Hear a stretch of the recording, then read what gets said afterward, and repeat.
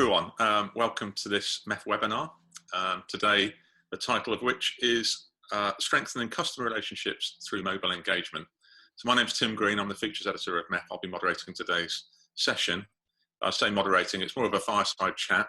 And it's with Matt Ramerman, who is the President of Personalised Messaging at Sinch Engage. Newsflash, Sinch Engage is a new brand. You could maybe talk to us a little bit about that. Before Matt was in his present role, he was the founder of Vehicle, which is a specialist in primarily mobile marketing through video. So today we're going to be looking at the evolution of marketing and how mobile is changing the way we think about loyalty, relevance, and personalization. Anyway, first of all, I'm going to introduce Matt. So Matt, hi to you. Maybe you just briefly introduce yourself. Good morning, Tim. Thanks. My name is Matt Ramerman, and I am the president of which now is referred to as Sinch Engage, formerly Vehicle. We are the mobile engagement agency inside of Sinch. So thank you. Pleased to be here today. And Sinch Engage is one day old as a brand, I believe. It is. We launched this morning. So far, so good. Good. Right. Okay. So I started off the session talking about couching this discussion in terms of where marketing is. And there's this idea that marketing has evolved since, it's kind of born in the 50s, really, modern marketing.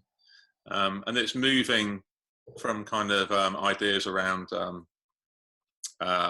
segmentation and that kind of thing to something new. So maybe you can just talk a little bit about, those sort of decades of marketing and where we're at now. Yeah, thanks, Tim. I'm going to share a slide.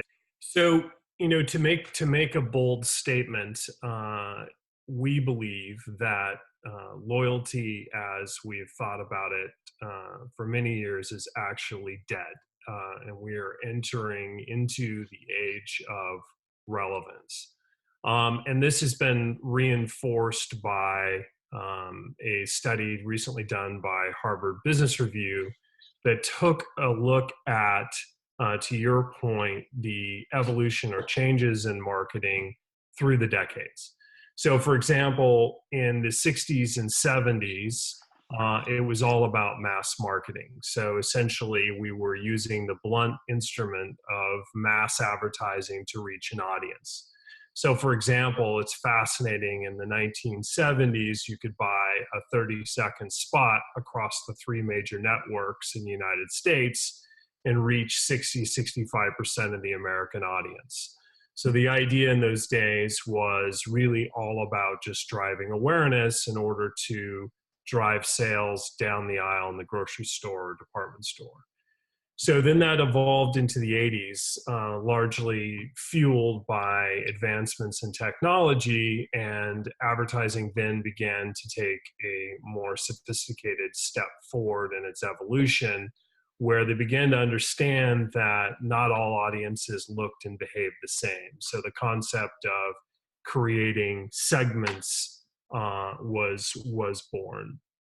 In the 90s, we began to recognize the fact that acquisition was expensive and that there was a much better return in retaining the customers that we already have than trying to acquire new ones. So truly becoming the era of retention. With that came the concept of loyalty, and loyalty defined by delivering discounts or incentives or freemiums for those who exhibited tenure or high frequency. But the challenge with loyalty is that all brands began to do that. So customers became adept at just simply moving from one brand or product to the next, based on whatever the current incentive is, therefore creating a parity marketplace. And so therefore, loyalty was no longer strengthened by discounts. So what Harvard Business Review is suggesting, and certainly what we're seeing in the marketplace, is that true customer retention, true loyalty, strengthening of relationships has much more to do with the overall customer experience, is defined by making connections with customers through much more relevant and personalized communications and services. So today, we are in the era of truly strengthening customer relationships entirely through relevance. Okay. So, I mean, it's quite a strong statement to say that loyalty is dead. I mean, what's wrong with a brand, having a loyalty scheme and offering discounts? You sort of touched on it just now, but maybe you could just drill down a little bit more in, the sort of inadequacies of that approach alone. Yeah, so thank you. So to clarify a bit further, the concept isn't that investing in quote unquote loyalty is the issue. The issue has to do with what are the mechanics of the program itself. And so what we would suggest is that it doesn't need to entirely depend on the discount or the freemium offer, that you can achieve much more powerful results by focusing in on the concept that not all consumers are going to want to buy the same things in the same way every time. So this drives a need to try to look at how do we provide options through personalization, through unique experiences and services that do directly address those customer needs and interests. And then ultimately that concept of relevance will lead to much greater connection and strengthening of the relationship with the brand. So not to use an overly commented example, but frankly, the iPhone continues to provide us, I think, with one of the best case studies in the marketplace around how to take a mass market product globally and sell it at a significant premium over anything else in the marketplace. And the reality is, beyond just a great product, Apple delivers a flawless experience end to end. And in my opinion, in our opinion, that continues to prove the fact that customers will pay a premium for things that are superior in quality, superior in experiences. So the idea of buying people's loyalty, essentially, do you that's kind of clearly over as a sort of singular approach to loyalty? Do you think is there a psychological dimension to this, in the sense that customers kind of have seen through that now because they're just more sophisticated than they were, or is it entirely to do with the technological choices available to them in terms of having a device on them at all times or whatever? Yeah, I think clearly distribution and access is improved, but I would also say, back to your comment about it being psychological, clearly we're conditioned, right? So we know we need to look for that, and then we expect that incentive and discount on a purchase, frankly, we were probably already going to make. So I would argue, I'm not sure that discount is necessarily improving my loyalty, but probably just eroding our average revenue per customer as a result. And it's a tough situation for enterprise. I'm certainly not here saying that these are easy decisions to make, because there will be an evolution and a transition away from the discount to start to look at what is my customer journey look like. Where are the opportunities for us to deliver an extraordinary experience within that journey that's going to be able to offset what's been our dependence on the discount? And that's not an easy process, but it's an achievable one.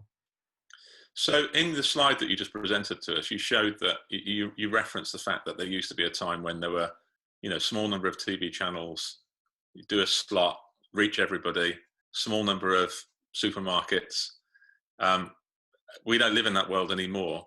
So, what have been the technological and societal changes that have brought us to an age of relevance and sort of diminished the age of loyalty? Mm-hmm. Well, certainly on the technology side, all things are leading to this end. And the good news for enterprise is that there are technologies available to achieve delivering both relevance and personalization, and especially through the communications channels that we're talking about. But I think your other part of the question is what brought us here has just been the unbelievable fragmentation of channels and points of intersection in the digital age with customers. That that same audience, if you and I went and bought those same spots, those 30-second spots on the major networks, we're going to only reach a fraction of that audience. And for us to want to try to reach a 65% reach in the US would be a tremendous media buy across numerous channels, social, broadcast, mobile, in order to reach that same audience. Obviously, this was a trend you spotted when you founded Vehicle. Maybe could you tell us a little bit about what led you to do that and what you were trying to achieve there? Yeah, thank you. So when we founded Vehicle in 2010, now Sinch Engage, got to get my message out there.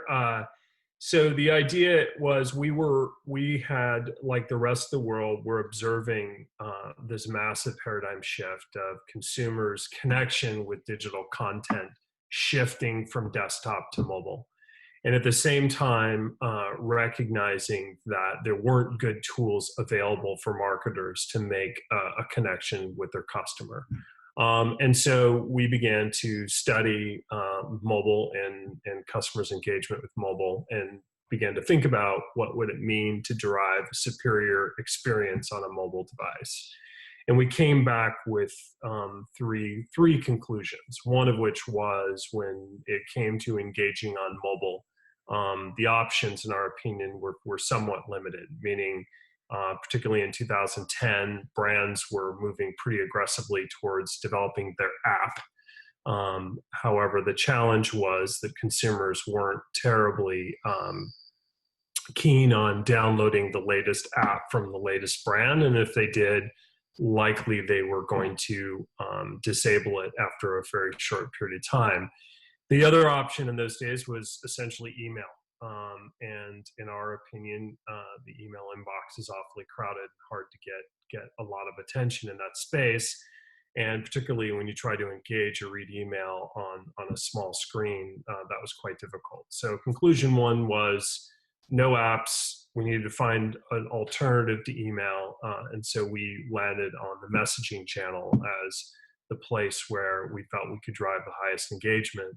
The second conclusion we came to was that the media itself needed to change, that forcing people to read was a very difficult challenge, particularly if we had a complex message that we needed to deliver. And so we believe that video was the most advantageous way to drive engagement, to make the complex simple, to be able to leverage emotion, and to persuade customers. And the third, and I think probably the single most important conclusion we drew, was that when it came to mobile, this incredibly intimate device, that the content that we delivered needed to be personalized and relevant relative to the customer. So it was the intersection of these three ideas: mobile engagement via messaging, video, together with personalization. That was the idea and the birth of Vehicle, and now today, Sinch Engage. That we believe that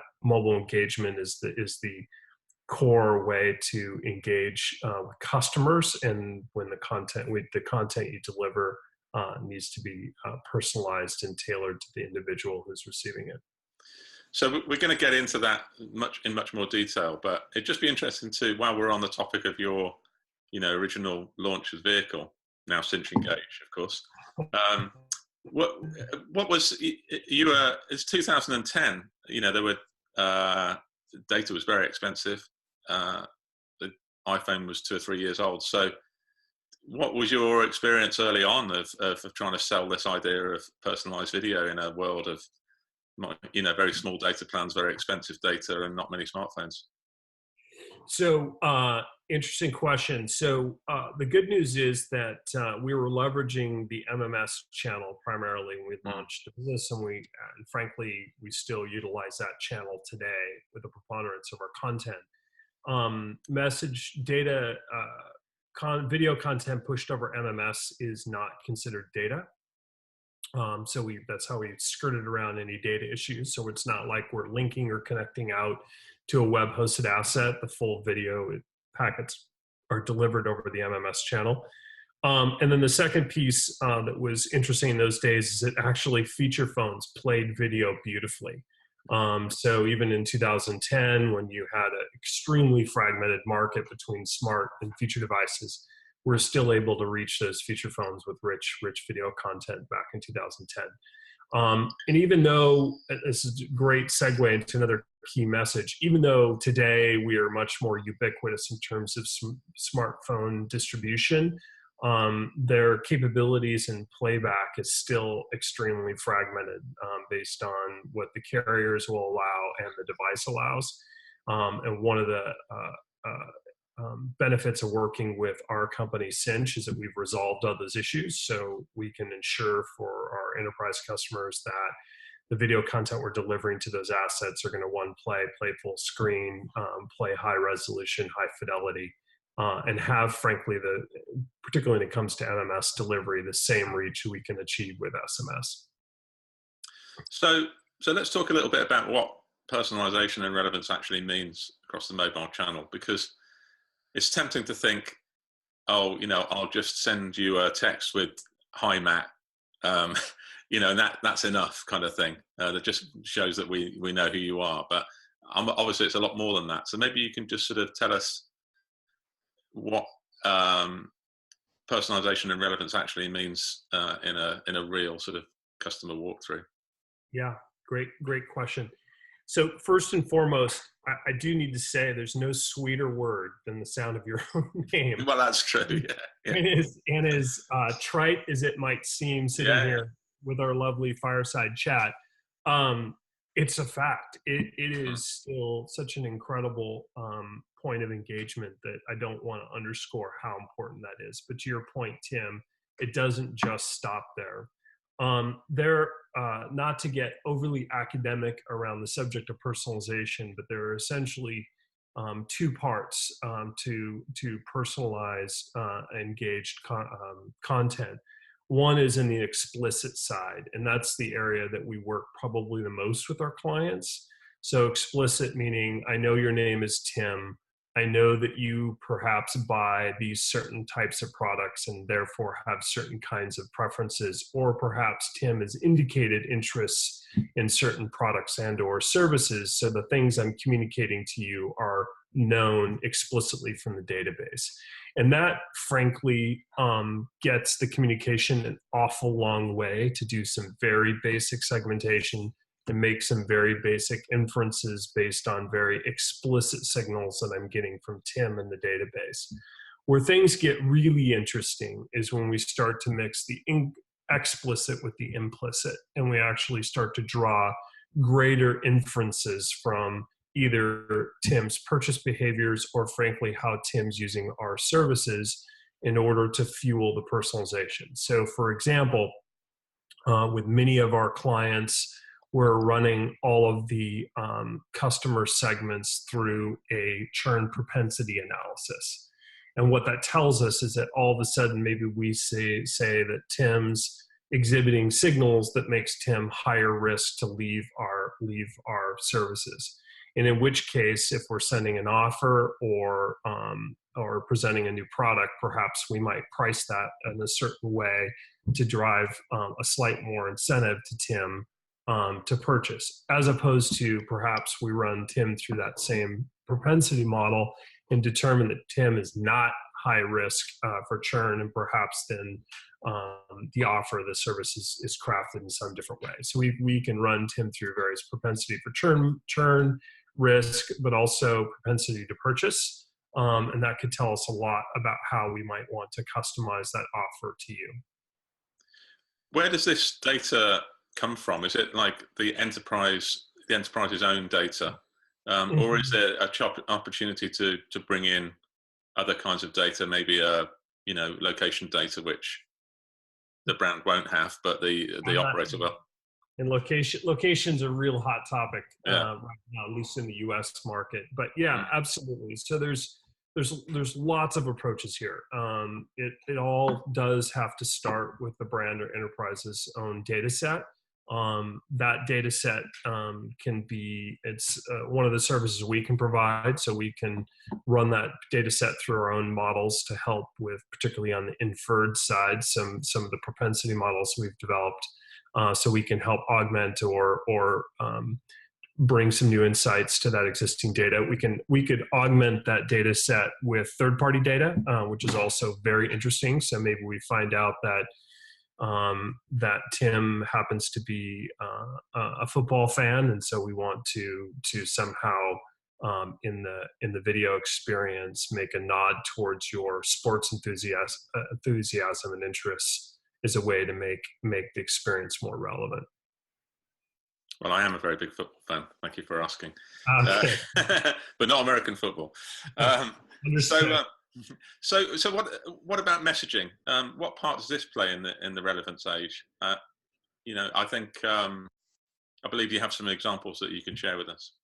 So this first example is for a wireless carrier, and this example represents just a classic strategy in CRM, which is onboarding. So the concept is, this is a brand new customer who has just recently signed up for the service, in this case, wireless services. And the objective is, a warm greeting and welcome to the services, an acknowledgement of what this particular subscriber may have signed up for, and then just some basic orientation around next steps. So this is a great example of what you and I were just talking about, Tim, of living in the explicit. So we know who the customer is, we know what their particular rate plan is, and then we know what they may have or have not have signed up for after activation. And then that enables us on the vehicle side, as we get those signals into our, Sinch Engage, signals into our platform, how to tailor then the video experience for this particular subscriber. So this case, this is a US-based delivery. So this was delivered direct to the handset over MMS. However, this could have been delivered over WhatsApp. This could have been delivered over just purely SMS with a link to a web-hosted asset. This could have been delivered over RCS in the chat session. So there's multiple ways to get this content directly to the handset. However, in this particular example, this is MMS delivery. So I'll play this for you. Okay. Hi, John. Thank you for choosing Cricket, and welcome to our nationwide 4G LTE network. Here's a quick review of your new account and some tips on how to get the most of your wireless service. You're currently on the $40 a month plan with 4 gigs of high-speed data and nationwide talk and text. And it's really simple to manage your account with the MyCricket app already installed on your phone. Okay, that takes care of the account stuff. Here's some ways Cricket helps you save. You could save $60 a year by enrolling your account in AutoPay. Also, remember to use Wi-Fi to save on high-speed data. The points you're earning as a Cricket Rewards member can be redeemed for gift cards, free stuff, and more. Lastly, you can avoid paying full replacement costs for a lost, damaged, or stolen phone by enrolling your phone in Cricket Protect. We're working hard to give you something to smile about. Tap the link and protect your phone today. Thanks again, and welcome to the Cricket Nation. So if I can keep going, I'll just do 2 more quick examples. So this next one is around upsell. So this is around revenue enhancement. Also delivered over MMS, but again, there are multiple channels of distribution that are possible for this. And so in this case, this is a great example of where there is some implicit work being done. So these customers are being filtered through a propensity to churn model.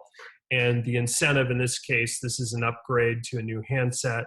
The incentive is varied based on where they fall on that propensity to churn model. So there is additional variability around the pricing of the upsell of the product. So this is what this looks like.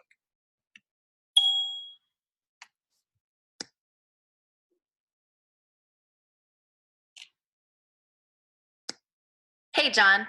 Cloak is here to help you beat the heat with hot new styles from Columbia.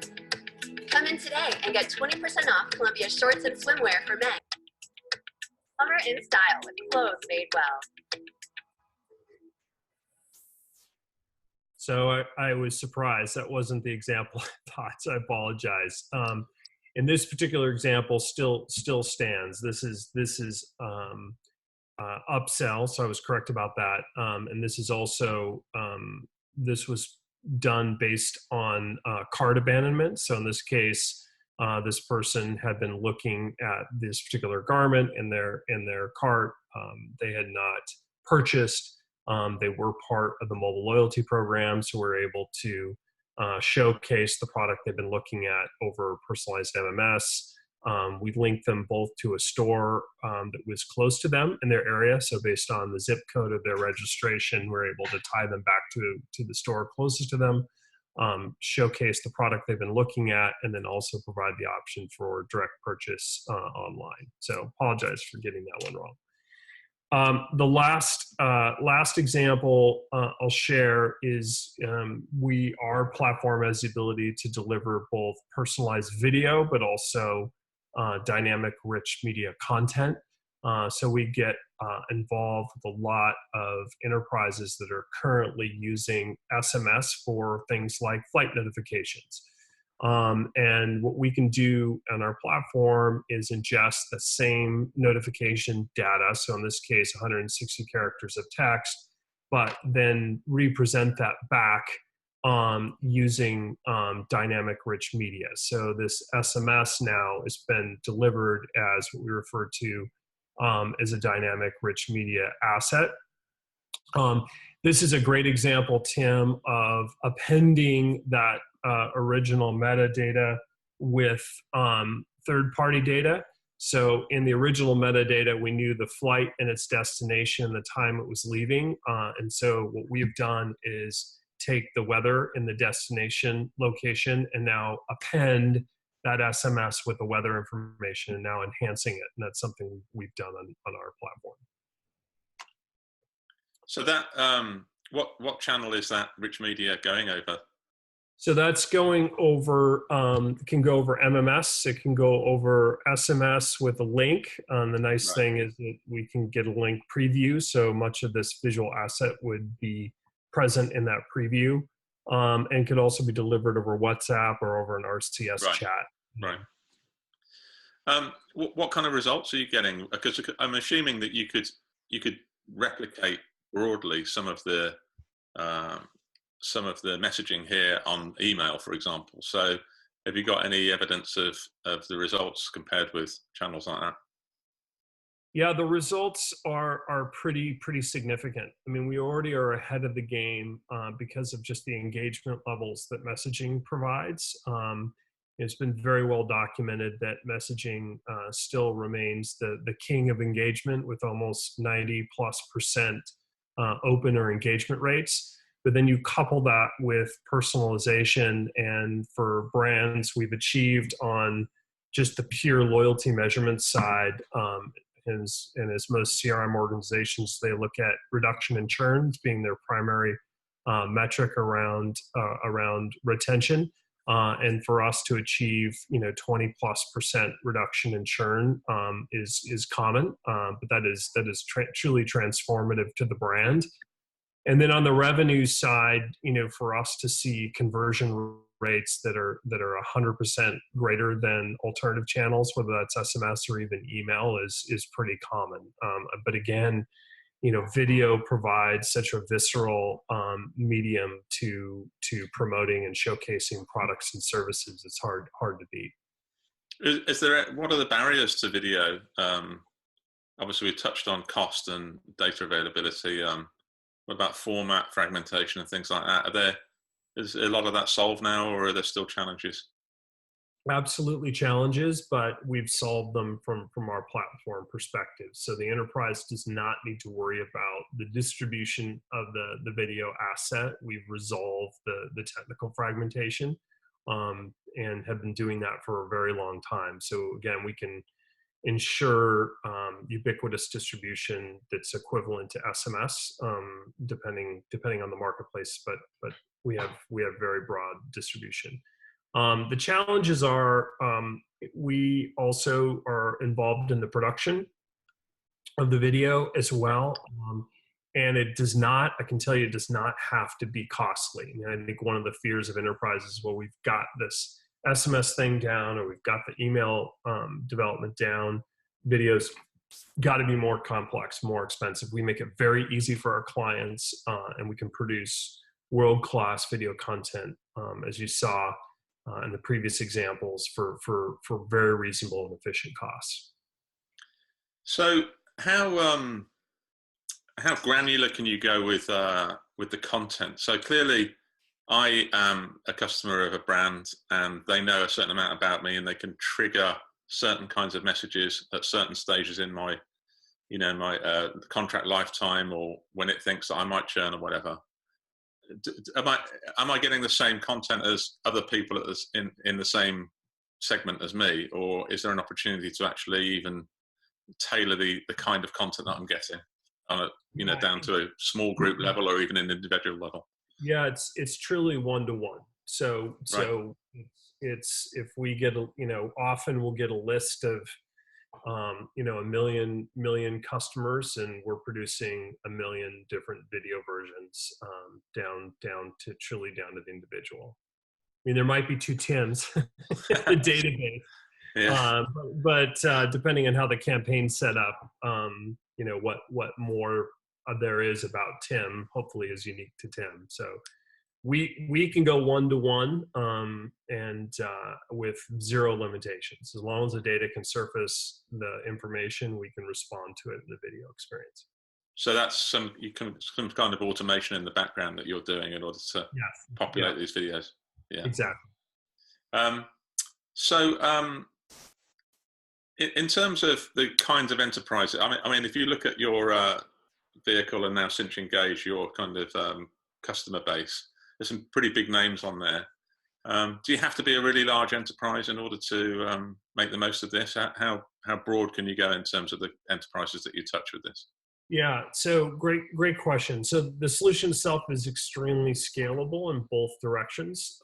So we have worked with growth enterprises that might be smaller than some of the larger wireless carrier brands we've worked with, and we can make the solution very, very affordable and work within their ROI models pretty effectively. So what's involved? Maybe you can sort of walk us through. A customer comes to you, says, we've heard about your video personalization product. How quickly can they get set up? What kinds of integration? So. Yeah, great question. So the process is essentially about a 4 to 5 week cycle from sort of the first planning session all the way through a live campaign. The integration points are pretty painless. There's two sides of this. One is getting the metadata, appropriate metadata into the platform, and the other side is the delivery. And both are easy. So on the ingestion side, the data ingestion side, there's multiple ways we can receive the data. We often and most common is over our secured FTP site. So the brand will simply export the metadata for whatever particular campaign or touch and place it on our SFTP. Most modern CRMs have the ability to export in that way. We can also receive over API if we want to do more real-time triggers. Frankly, we've had clients, particularly in the pilot phase, delivered their metadata over just a password-protected CSV file over email. So the ingestion side is extremely flexible. On the delivery side, Sinch, our parent company, is connected to every wireless carrier on the planet. So you can check the box on distribution to your market. That's done. And then the final step would be then passing any of the event data stream from the campaign back to the CRM. We can either do the analysis for you, or we can push the event stream back to your CRM. And again, the burden's on us to map to your particular CRM and what requirements it has. And so we can integrate there. So that part's really simple. On the creative development side, it's, as I mentioned, it's a 4 to 5 week cycle. And again, we do all the heavy lifting. We can do that in partnership with your existing agency AOR or manage the entire production end to end.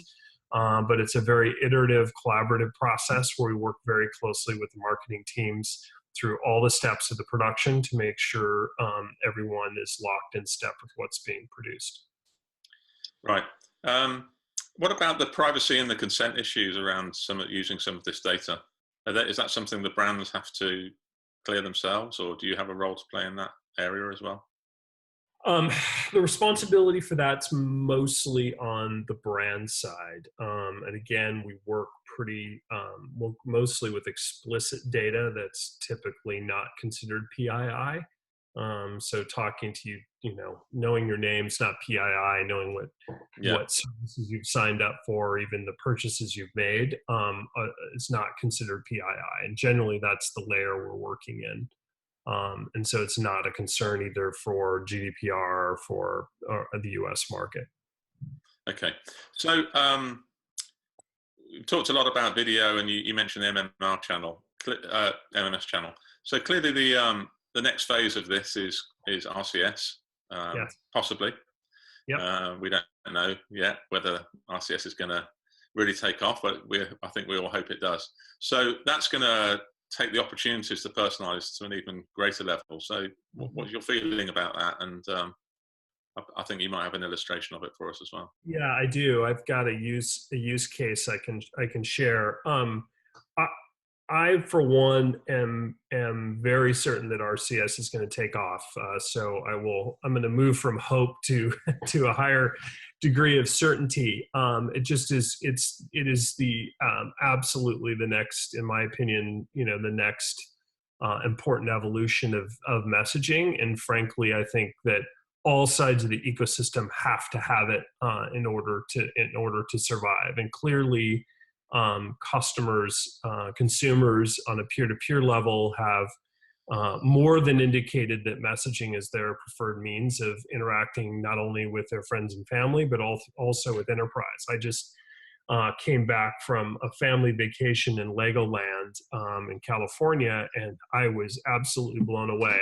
Signage all across Legoland Park, basically saying any question, any need, any request you have, text it, including if you were in a restaurant and you wanted to order drink and food service, they wanted you to text in your request. And it was an awesome enhancement to the overall guest experience, which continues to reinforce that consumers are speaking loudly that this is their preferred way to integrate, whether you're sitting in a resort or you're communicating with the brand. So I frankly think it has to happen to the next level. So I'll stop preaching and start sharing here, but firmly believe it's going to happen. The question here is around personalization and how that might enhance an RCS event. And so for those of you who are not familiar with RCS is going to be the next evolution of the carrier-managed native messaging. And RCS, particularly on an application-to-peer or from an enterprise-to-peer basis, provides a really dramatic enhancement to the overall experience. Clearly, we'll continue to be able to push content.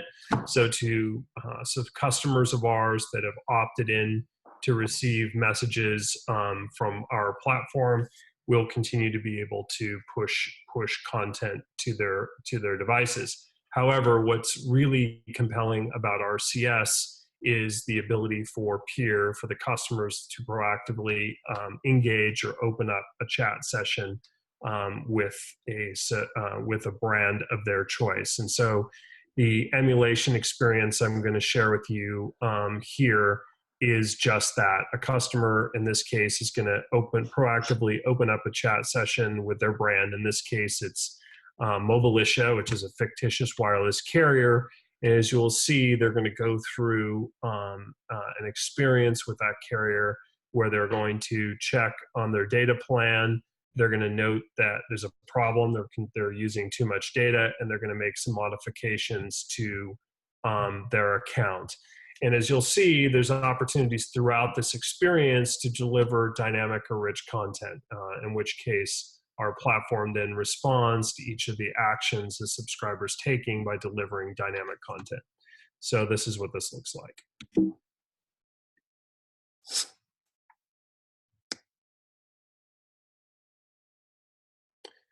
So they go into a chatbot session. They open up a dialogue with their brand, in this case, Mobilisha.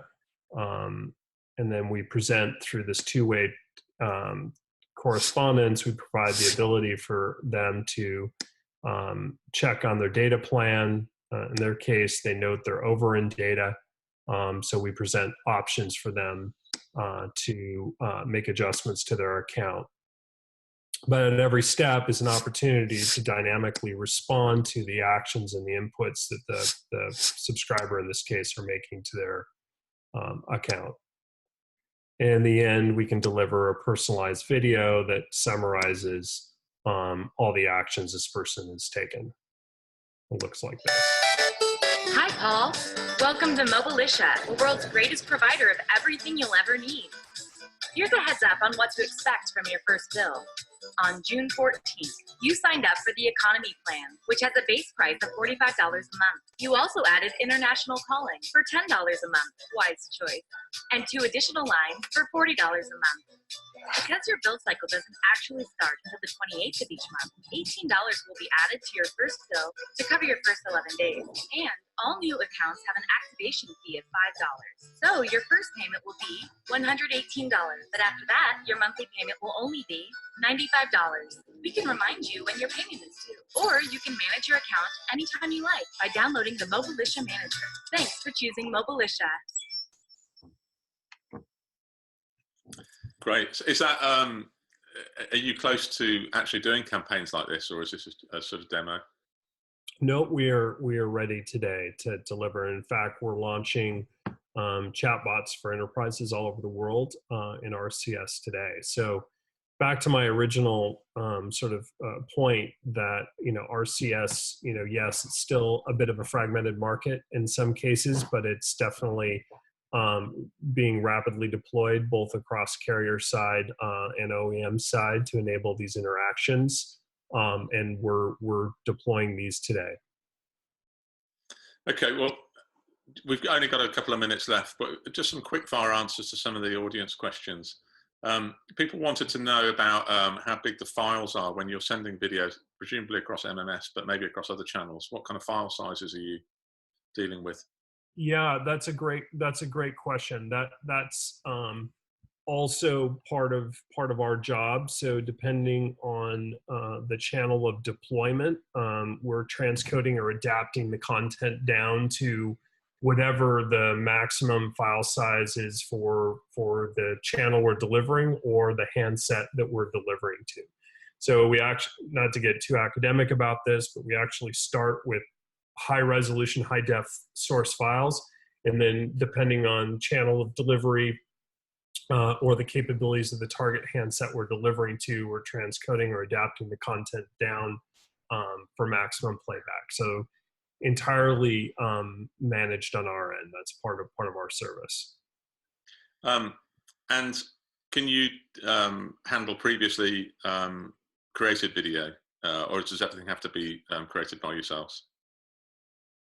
So if a brand has an existing video that they want to use. Yeah, absolutely. So we're happy to deploy and push existing content or adapt existing content or whatever. Absolutely. Good question. Yeah. Okay.